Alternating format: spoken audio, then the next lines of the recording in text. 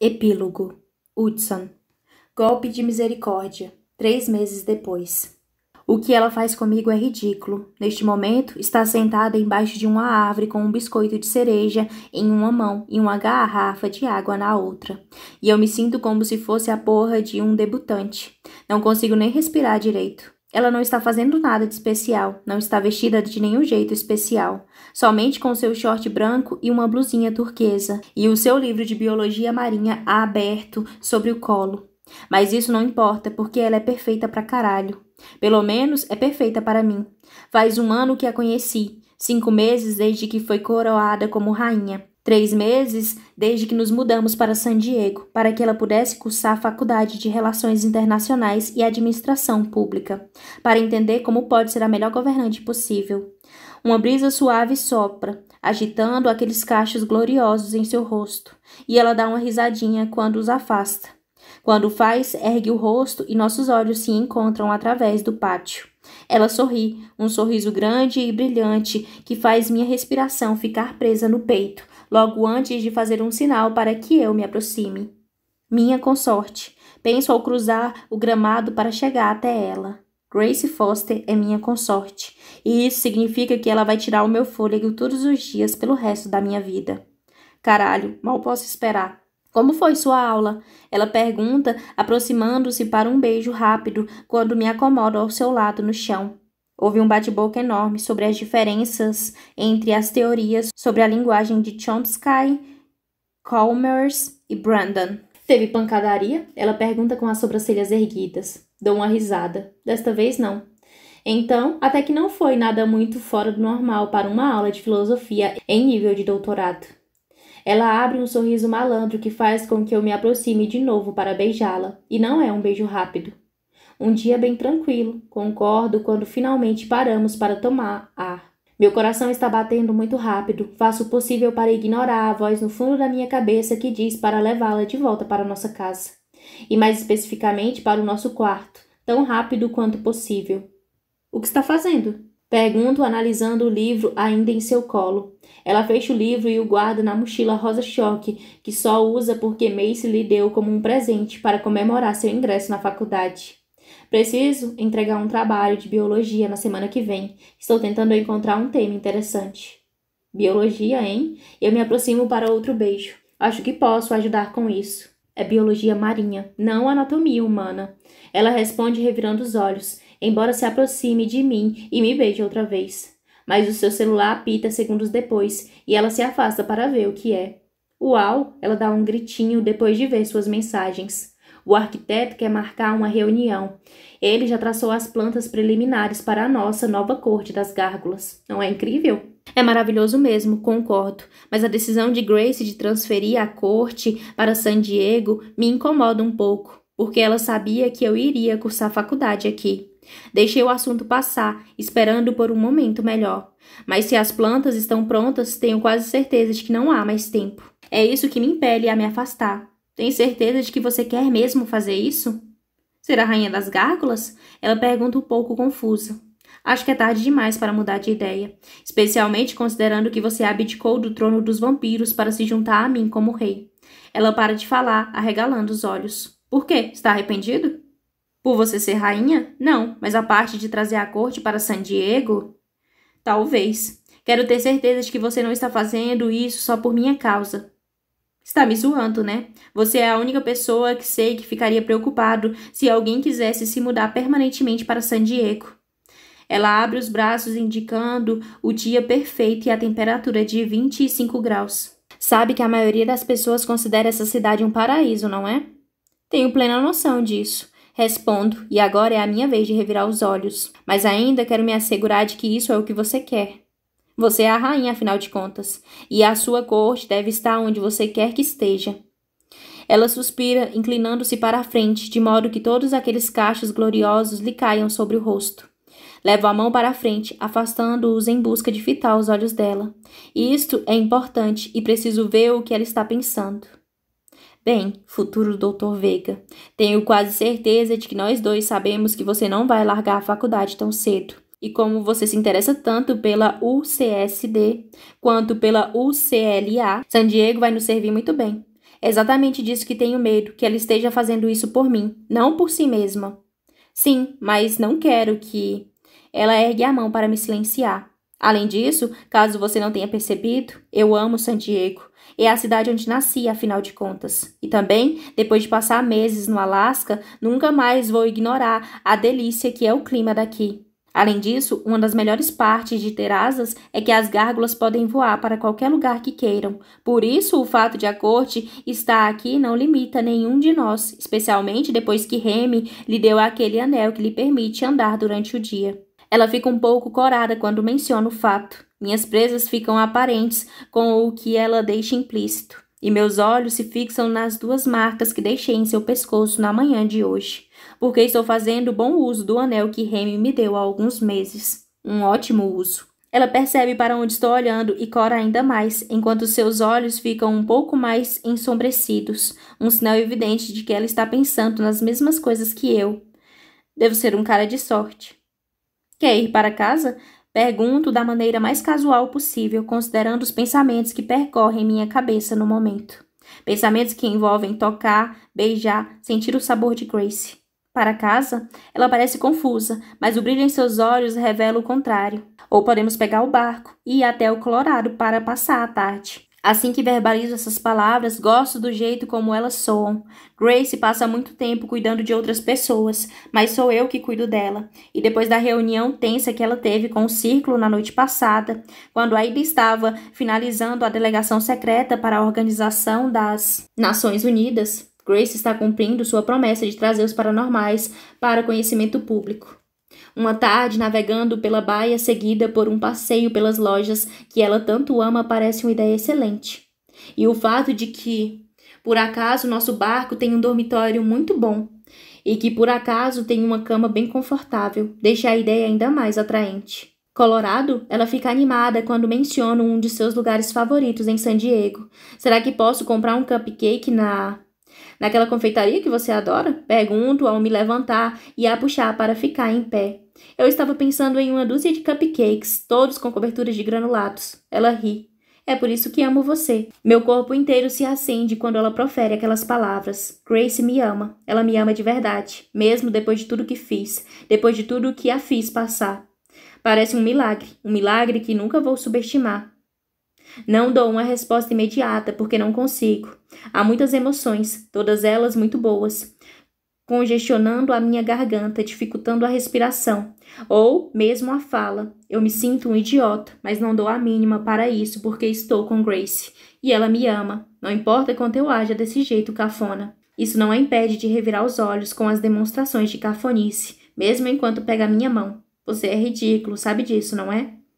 Você me faz agir de um jeito ridículo, digo, esfregando o polegar no anel de promessa que ela usa para dar boa sorte, desde o primeiro momento em que pus os olhos em você. Isso é o que você está dizendo, ela retruca, mas você ainda não me contou o que significa o meu anel. O que isso tem a ver com o fato de que sou louco por você? Pergunto quando começamos a andar na direção do centro acadêmico. Grace fez planos para o almoço e sei que ela detesta se atrasar. Só estou falando que se você realmente fosse louco por mim, me revelaria o que prometeu. Ela pisca de um jeito escandaloso, mas eu simplesmente rio e me pergunto como ela vai reagir quando eu lhe disser a verdade. Sei que lhe devo uma explicação, pois já faz meses que coloquei aquele anel em seu dedo. No entanto, não consigo deixar de pensar em como ela vai se sentir quando souber. Há um pedaço de mim que tem medo que ela entre em pânico quando descobri o que prometi antes de saber se o meu amor era correspondido. E essa é a última coisa que eu quero que aconteça. Agora que as coisas estão tão bem. Não apenas entre nós, mas a vida em geral. Isso nunca aconteceu comigo antes. Nunca tive ninguém que me amasse do jeito que Grace me ama. E se ela me deixar, não sei que porra vou fazer. Mas esconder isso dela por mais tempo também não vai funcionar. A menos que eu queira me sentir como um covarde. Se você quer mesmo saber, começo a dizer, mas antes que consiga terminar, alguém puxa a mochila de Grace para trás. Nós dois ficamos tensos quando as lembranças dos eventos do último ano passam por nós. Puta que pariu, é só eu baixar a guarda por uns minutos que... Cheguei cedo, dá pra acreditar? Exclama Heather, a melhor amiga de Grace, quando entra no meio de nós. Mando meu coração furioso se acalmar e percebo que Grace faz a mesma coisa. É mesmo, impressionante. Concorda Grace sem mudar de expressão, mas Heather apenas faz um gesto negativo com a cabeça. Em seguida ela me diz, e virando-se para minha consorte, continua. Minha aula de cálculo acabou cedo, graças a Deus. Juro por tudo que é mais sagrado. Quantos problemas de matemática eles esperam que uma mulher resolva? É uma pergunta para a posterioridade, respondo. Cara, que plateia mais séria. Ela esbarra com um ombro em Grace e depois em mim. Acho que vou voltar a me atrasar. Talvez Hudson deva pagar o seu almoço. Um pouco de reforço positivo nunca é demais. Grace lhe diz enquanto seguro a porta aberta para que elas passem. Vou pegar uma mesa, aviso a elas, entregando meu cartão de crédito a Grace quando ela e Heather vão até o balcão. Eu estava brincando, pontua Grace, mas faço um sinal negativo com a cabeça. Reforço positivo é algo que funciona, digo a ela. Além disso, acordo é acordo. Não que eu precise fazer um acordo para pagar o almoço da minha consorte e da sua amiga. Não há nada que eu gostaria mais de fazer se Grace me deixasse cuidar desse tipo de coisa. Ela é tão forte e tão segura de si que na maior parte dos dias não me deixa fazer muita coisa para ajudá-la. Não que isso seja um problema. Adoro essa força, o poder que ela continua a desenvolver. Mas isso é algo que posso fazer e que tenho a intenção de fazer. Grace revira os olhos, mas não discute comigo. Em vez disso, ela enlaça o braço com Heather e a puxa para longe. A última coisa que consigo ouvi-la dizer enquanto a cacofonia do centro acadêmico cresce e as engole é que as duas deveriam comprar os maiores milkshakes que vendem neste lugar, na minha conta. Espero que façam isso. Adoro fazer Grace sorrir e sempre serei grato a Heather por registrar a matrícula de Grace na UCSD em novembro passado, quando ela ainda estava afetada pelo luto e não conseguia pensar com nitidez. Se isso não tivesse acontecido, não estaríamos aqui agora. E este é um lugar muito bom para se estar. Sem mencionar o fato de que ela lidou com toda a questão envolvendo vampiros e gárgulas como se fosse profissional. Ela merece todo o crédito por isso. Escolho uma mesa perto das janelas e fico rolando a tela do celular, enquanto espero que elas voltem. Uma mensagem de texto de Eden aparece na tela querendo saber onde estamos. Eu. Por quê? Precisa fazer um tour por San Diego? Eden. Talvez, mas antes disso tenho novidades. Eu. Espera aí, você está aqui? Eden. Está esperto, hein, vampirinho? Por que outro motivo eu iria querer saber onde vocês estão? Eu. Tem razão. Estamos no centro acadêmico. Eden. Tô ligada. Tenho uns 2 minutos para tentar descobrir o que se passa, já que ela não teve um único dia de folga desde que iniciou seus estudos na academia. E logo ela passa pelas portas usando seu uniforme de cadete da guarda dracônica. Ela chega até a mesa mais ou menos ao mesmo tempo que Grace e Heather voltam. E, puta merda, o jeito com que ela olha para Heather logo antes de dar um abraço de urso em Grace é tão abrasador que poderia tocar fogo no prédio inteiro. Em especial porque Heather retribuiu o olhar com o mesmo interesse quando se apresenta. Eden concorda com um aceno de cabeça, abrindo um sorriso interessado, mas o sorriso desaparece no instante em que ela volta a olhar para Grace e para mim. Descobrimos como podemos falar com a Rainha das Sombras e como trazê-la para curar Mikai. O quê? Está falando sério? Grace segura seu braço. Nos conte tudo. É exatamente o que ela faz. E a coisa parece tão bizarra que talvez acabe funcionando.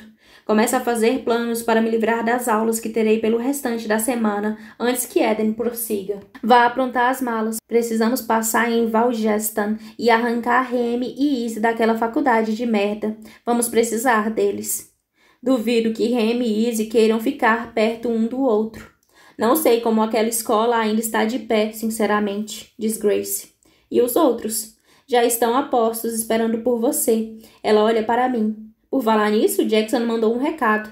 Ele disse que nenhum vampiro que tenha respeito por si mesmo escolheria morar em uma das cidades mais ensolaradas do país. E que você é um cuzão por não ter nos chamado para dar uma volta naquele seu iate. Ergo uma sobrancelha. É mesmo? Está bem, admito que esta última parte fui eu que acrescentei ao recado. Ela sorri. E então, o que acham? Nós buscamos a cura e tiramos Mikai daquela descensão do caralho que está impedindo a maldição das sombras de matá-lo. Ainda não consigo acreditar que a carniceira fez isso com ele.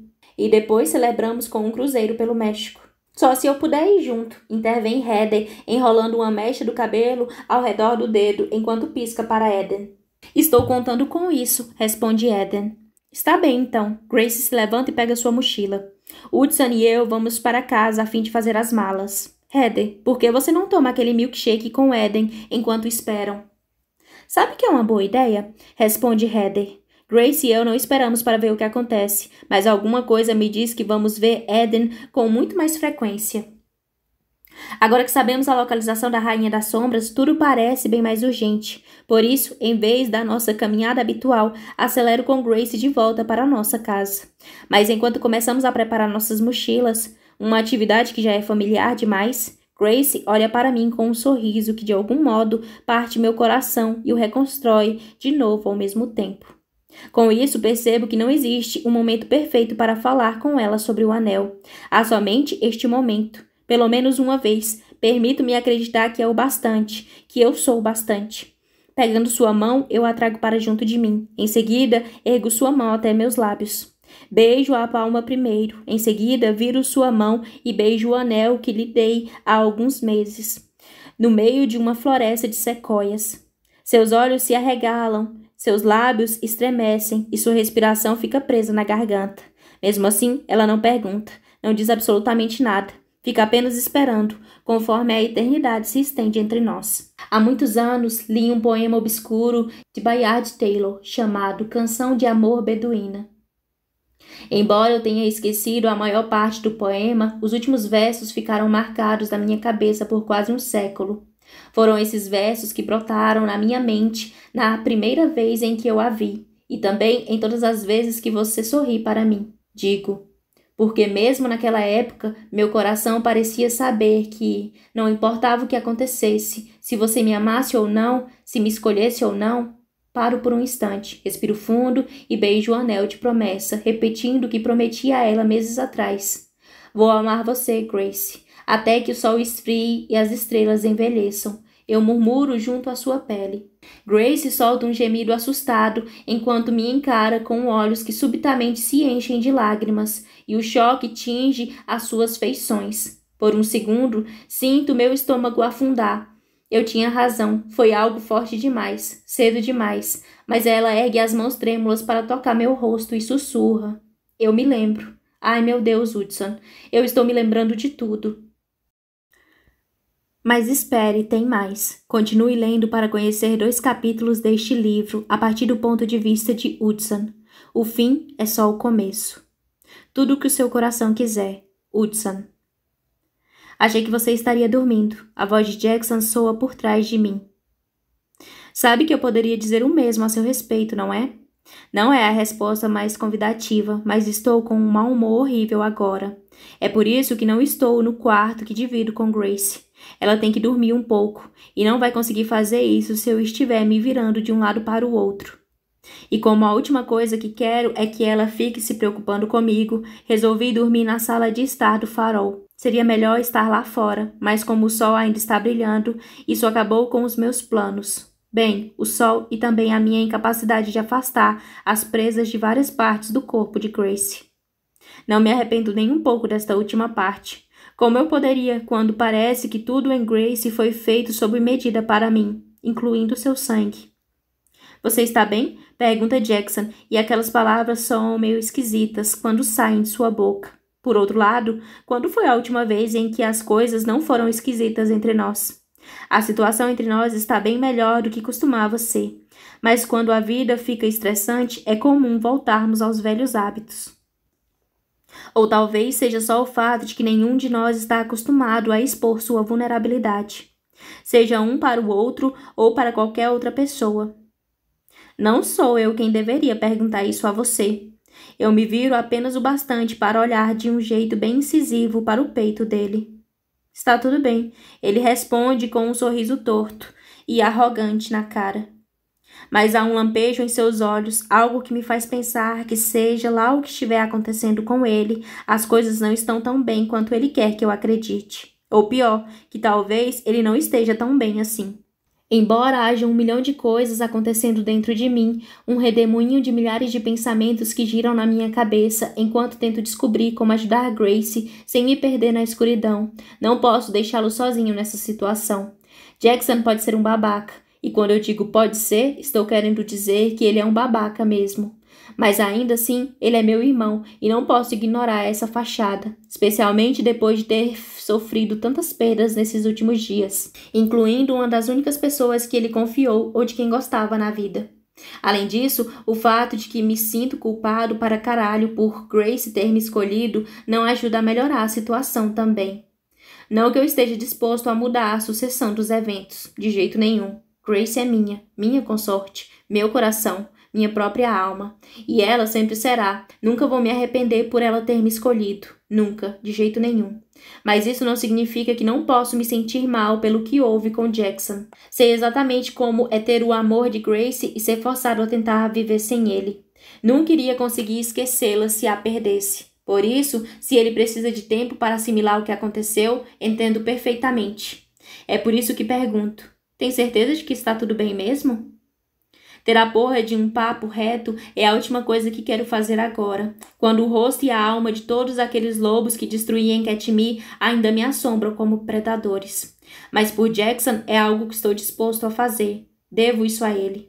Sim, estou bem, mas ele larga o corpo no sofá, girando uma garrafa de água entre as mãos e arrancando pedaços do rótulo.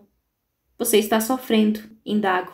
O olhar dele cruza com o meu em um instante. Novamente, há um lampejo de dor ali, antes que o diabo do garoto o disfarce. Meu coração está bem. Não sei se ele se refere ao fato de que faz um dia desde que o nosso pai quase lhe arrancou o coração do peito e recebeu um coração de dragão para substituí-lo. Ou se está falando da parte mais metafísica do seu coração, a parte que se quebrou quando seu elo entre consortes com Grace se rompeu e quase levou sua alma consigo. Em vez de aprisioná-lo para conseguir uma resposta que não seja direta, decido perguntar outra coisa. Qual é a sensação? De quase morrer? Ele ergue uma sobrancelha. Não preciso que ele me diga isso. Nosso querido pai garantiu que eu entendesse esse sentimento antes que eu completasse 5 anos. De ter um coração de dragão. Ouço um som longo de algo se rasgando e outro pedaço do rótulo da garrafa se vai. Talvez esse desgraçadinho não esteja tão bem quanto diz, afinal de contas. Não me surpreendo nem um pouco. É tranquilo. Agora ele está fazendo a garrafa rolar entre as palmas. Estou vivo, pelo menos. É o que importa, não é? Se você está querendo que eu confirme... Ah, vá tomar no cu. Ele rosna. Ele fala com um sotaque tão britânico neste momento que consegue arrancar uma risada de mim, e isso só serve para deixá-lo mais arredio. Está rindo porque estou vivo ou porque quase morri? Mal consigo resistir ao impulso de revirar os olhos, assim como Grace faz. Com esse garoto, o drama sempre existe. Sempre. O que você acha? Acho que estou todo fudido, é isso que eu acho. Assim que ele verbaliza essas palavras, parece querer engoli-las de volta. Mas não vou deixar que isso aconteça. Não quando essa é a primeira coisa real que ele me disse hoje. Acho que nenhum de nós está bem no momento. Esses últimos dias foram horríveis. Deliberadamente, me recuso a pensar no momento em que os lobos atacaram Grace em Katmai e dei um fim neles em um piscar de olhos. Não vou pensar em quem eram, se tinham famílias, sonhos ou algum consorte à espera de seu retorno. Jackson bufa, soltando o ar pela boca. Esses últimos meses foram horríveis. Não vou negar isso. Faço uma pausa. Ser assassinado é uma coisa horrível. Está falando sério? Ele endireita o corpo no sofá e a irritação entra no lugar da melancolia que havia me causado tanto desconforto mais cedo. Ainda guarda rancor por isso? Rancor por você ter tentado me matar? Não seria melhor você dizer que eu consegui matá-lo? Ele ergue uma sobrancelha. Não foi isso que eu quis dizer. Deixei você achar que tinha me matado, mas a única coisa que fez foi me colocar naquela cripta maldita do caralho por 1 ano. O que foi bem ruim, seu moleque imprudente. Está falando sério? Jackson examina o meu rosto. Foi isso que aconteceu? Bem, você não me matou com toda certeza, respondo com um sorriso torto, por mais que tenha se esforçado. Não me esforcei tanto assim, ele responde. E se você não estivesse agindo feito um psicopata, eu não teria motivos para tentar matá-lo, para início de conversa. Essa já é uma questão antiga que tivemos várias vezes, mas ela me atinge de um jeito diferente hoje, depois dos lobos. Por outro lado, tudo está acontecendo de um jeito diferente depois dos lobos, assim como a acusação de Flint de que deixei Luca morrer. Tento esconder os meus pensamentos, mas acho que não consigo fazer isso muito bem, porque o sorriso irônico na cara do meu irmão se desfaz. Não foi isso que eu quis dizer. Eu sei. Forço um sorriso que estou muito longe de sentir. Eu teria feito a mesma coisa, você sabe, se pudesse. Não, não faria não. E isso é bom porque... Ah, pare de besteira, explode Jackson. Eu estava me preparando para fazer todo aquele lugar desabar sobre nossas cabeças. Você fez aquele lugar desabar sobre a nossa cabeça. Eu o lembro seco. Você ajudou, rebate ele. Mas também não é disso que estou falando, e você sabe muito bem.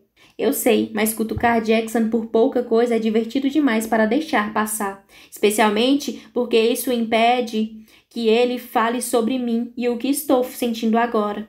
Estou falando sério, Hudson. Se eu pudesse... Sei o que está dizendo. Eu o interrompo, porque meu irmão está sendo teimoso. Além disso, ignorar a questão não vai resolver o problema. Por isso, aceitar o que houve talvez o deixe um pouco mais sossegado. Sabe mesmo? Ele pergunta.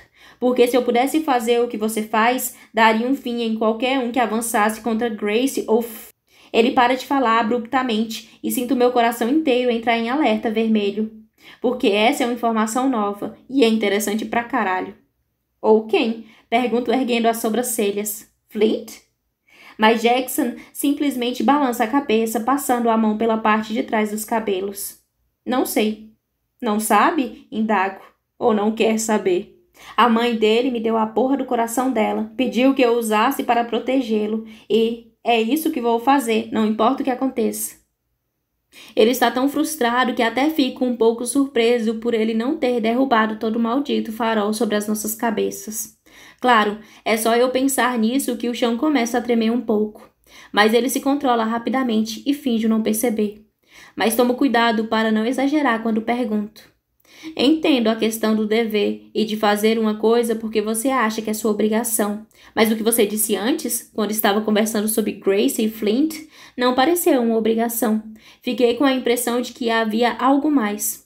Jackson solta um som gutural de irritação e em seguida apoia a cabeça no sofá mirando o teto. O namorado dele acabou de morrer. O namorado, que também era um dos melhores amigos que já tive. Há muita informação implícita nessa sentença. Coisa pra caralho. Mas sou um cara persistente, por isso continuo. Nada disso me informa como você está se sentindo. Ele era o meu melhor amigo, está bem? O meu melhor amigo, caralho. E eu destruí a vida dele. O meu irmão matou o irmão dele. Mesmo com todo o meu poder, não consegui salvar o namorado dele, nem sua perna. E depois tirei o coração da mãe dele também. Ela lhe deu seu coração, eu lembro. Ele dá de ombros. É a mesma coisa. Não é, repito, nem de longe. Pode ser, mas a sensação que tenho é de que é a mesma coisa. Eu me sinto culpado por tudo o que aconteceu. Ele fecha os olhos e engole em seco.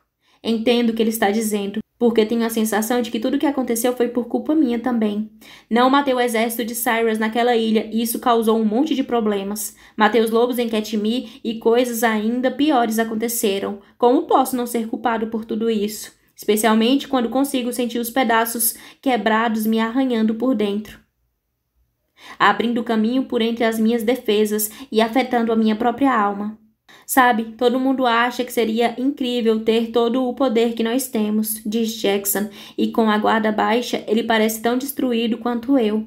Mas às vezes é uma merda, cara. Para mim, não existe essas coisas de às vezes. É sempre uma droga ter esses poderes. E é por isso que vive pensando no que posso fazer para me livrar deles para sempre. Uma batida súbita à porta faz com que nos endireitemos em nossos assentos. Quem está aí? Pergunta Jackson, levantando-se rapidamente. Sinto o espírito de luta nele. Sinto quando ele se prepara para fazer tudo o que precisa ser feito. Mas com uma rápida espiada pela janela, vejo um entregador voltando para o seu carro. Por isso, faço um gesto para que Jackson volte a se sentar. É só o café da manhã para Grace e os outros. Pedi que deixassem na varanda para que eu possa ir buscar. Jackson me encara com um olhar de cumplicidade quando passa pela porta para pegar o café e os salgados que pedi que fossem entregues na varanda coberta. Depois de pegá-los, ele coloca um copo de café e uma sacola de comidas na mesa de canto ao meu lado, antes de deixar o restante do balcão da cozinha. Vou mandar uma mensagem para os outros virem aqui pegar o café. Obrigado. Ele faz um sinal afirmativo com a cabeça quando pego a comida de Grace e começa a subir a escada. Mas antes que consiga subir mais do que 2 degraus, ele pergunta: Já pensou em desistir de tudo? Ele não precisa dizer mais nada para que eu saiba que ele está falando do nosso poder. Penso nisso todos os dias. Respondo antes de continuar a subir. Todos os dias. Entrando na zona de perigo. Hudson. São esqueletos? Sussurra Macy com a voz cheia de horror. Não parecem esqueletos, parecem algo muito pior. Simplesmente não sei o que são, ainda. Grace deve pensar o mesmo, porque estremece ao meu lado. Passo o braço ao redor dela e a puxo para perto de mim, quando essas coisas infernais começam a escalar as paredes. Nunca vi nada como essas coisas antes. Todas deformadas, com ossos desalinhados, crânios rachados e corpos quebrados. E se as coisas acontecerem do jeito que eu quero, nunca mais vou ver de novo. Parece que elas já foram humanas algum dia, mas somente se olharmos de perto e ignorarmos todos os ângulos estranhos e as partes que faltam, além do fato de que são completamente irracionais. Seu único desejo é invadir o castelo e destruir qualquer um que fique em seu caminho. Elas estão subindo pelas muralhas agora. Seus ossos emitem um som que nunca ouvi antes. É um som estranho de estalos, que invade quem ouve, causando calafrios na coluna como unhas arranhando uma lousa, só que é bem pior. Elas estão chegando mais perto e analiso ao redor tentando ver o que as gárgulas estão fazendo. Tenho certeza de que Chastain não vai permitir que essas coisas, sejam o que forem, ataquem a corte em massa.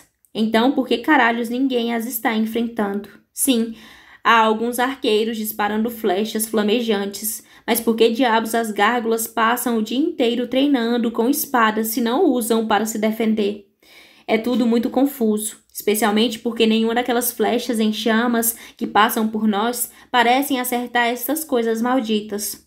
Como pode ser tão difícil? Há milhares delas e estão todas agrupadas em um aglomerado gigante que sobe pela parede deste maldito castelo. A própria sorte deveria fazer com que os arqueiros acertassem alguma coisa. Em vez disso, parece levar horas até que uma flecha finalmente acerte o alvo e uma criatura de ossos solte um dos guinchados mais aterrorizantes que já ouvi. O grito se estende tanto que a minha impressão é de que vai se transformar em uma parte permanente no meu cérebro. E a minha mente demora um segundo para entender o que está acontecendo, quando o som finalmente desaparece. Mas o silêncio não dura muito. Segundos depois, outra flecha atinge um esqueleto diferente, que solta um som estranhamente parecido. Os gritos são seguidos pelo som de ossos sendo triturados, seguido por mais gritos. É um círculo vicioso que se repete sem parar conforme elas avançam cada vez mais rumo ao topo da muralha. Há mais gárgulas no ar agora, e acho que elas podem fazer a diferença. Mas Grace fica tensa atrás de mim, com um som de terror que a rasga ao meio. Sigo seu olhar e vejo uma das gárgulas, Moira. Acho que esse é o seu nome. Ser atacada por uma criatura de osso. Ela está ensandecida, gritando para que alguém a ajude a se livrar do ataque. Mas ninguém se aproxima para ajudá-la. Eu começo a fazer isso. Se as gárgulas decidirem não proteger os seus, então vou fazer isso por eles. Mas é então que eu vejo algo que faz o meu sangue gelar. E a reticência das gárgulas começa a fazer muito mais sentido. A criatura de osso enfiou os dentes no punho dela e seu braço inteiro começou a se dissolver. Sua carne está se transformando em poeira bem diante dos meus olhos, se dissipando ao vento como se não fosse nada. Quanto mais tempo a criatura a segura, mais carne ela perde. É a cena mais perturbadora que já vi. Uma gárgula forte e saudável, apodrecendo, pedaço por pedaço. Dedos, antebraço, bíceps, ombro. Essas criaturas levam a monstruosidade a outro patamar. Temos que ajudá-la, berra Grace, afastando-se de mim. Em seguida, ela começa a correr pelas ameias para chegar junto de Moira, e o que resta do seu coração estremece no peito. Não faça isso. Grito, estendendo a mão e puxando-a de volta para junto de mim, para que aquelas coisas não a peguem. Temos que ajudá-la, ela grita outra vez. Ela está me arranhando agora, lutando para se desvencilhar, mas não a solto. Não podemos fazer isso. Sussurro e ela me olha como se eu fosse um covarde. É algo que me corta profundamente, assim como a falta de fé em mim. Mesmo assim, seguro-a com firmeza. Ainda há tempo. Ela implora com a voz esganiçada e frenética. Podemos salvá-la. Não podemos. Eu me debruço sobre uma das ameias, puxando-a comigo para que seus olhos humanos consigam ver o que já percebi há algum tempo. Ah, meu Deus! Sussurra Grace. Aquilo a está matando. Aquilo a está matando. Suas palavras nítidas, aterrorizadas e dolorosas em todos os aspectos, enchem o ar à nossa volta. Mesmo antes de olhar para mim, com os ombros caídos, o rosto umedecido pelas lágrimas e os olhos desesperados por um milagre, sei o que ela quer que eu faça. E mais, sei o que ela precisa que eu faça. Não posso recusar, especialmente quando ela está sofrendo, amedrontada e desesperada. Ela é minha consorte e tenho a obrigação de cuidar dela. Isso significa que quando sei que Grace precisa de alguma coisa, ela não deveria nem ter que me pedir. Os olhos dela encontram os meus e eu lhe mostro a resposta antes que ela consiga formular a pergunta. Ela está chorando demais agora e vê-la sofrer me deixa destruído. Viro o rosto para começar a fazer o que tem de ser feito, mas ela sussurra. Me perdoe. E o meu coração se parte mais uma vez. Seguro o rosto dela e enxugo suas lágrimas com os polegares. Eu já lhe disse, Grace, nunca peça desculpas por querer salvar o seu povo. Ela solta um som desvairado e aterrorizado, enquanto balança a cabeça e estende a mão para mim. Mas isso já está indo longe demais. Preciso dar um fim a isso antes que essas pessoas, que a minha consorte, sofra ainda mais. Espero um segundo para fitar as monstruosidades mais abaixo, com seus ossos quebrados e retorcidos, sua devoção demente à destruição que podem causar. Monstros, eu digo a mim mesmo, são somente monstros. Mas até mesmo monstros têm coração. Sei disso melhor do que ninguém. Assim, fecho os olhos e estendo a mão por cima das ameias. Depois, abro a mente e liberto meu poder. Devagar e com todo cuidado, separo a energia de cada esqueleto, de tudo e de todos que estão aqui. Há milhares deles. Cada esqueleto está vivo de alguma maneira demente distorcida. Perceber isso é um soco no estômago, mesmo que um pedaço de mim já esperasse algo assim. Cada um deles tem uma mente e uma alma, e entro em cada um deles, sinto a dor dos ossos dilacerados, a névoa da sede por sangue, o desejo incontrolável de serem reais outra vez, de serem inteiros outra vez. Dói mais do que eu seria capaz de imaginar, mais de 30.000 garras e ossos se arranhando, estraçalhando cada parte do meu ser. Tento ignorar aquilo e me concentrar no que precisa ser feito. Mas é impossível. Eles são muitos e todos querem uma parte de mim, um pedaço minúsculo da minha alma que nunca vou conseguir recuperar. Mas estou fazendo isso por Grace, pelo seu povo. Quando estou dentro de todas as 3.127, quando consigo sentir seus corações, corpos, mente e almas, sinto que quase sou destruído quando percebo o que está por vir. Mas Grace precisa que eu faça isso. E é a única coisa que importa. Assim, faço o que tem de ser feito. Fecho o punho e morro 3.127 vezes.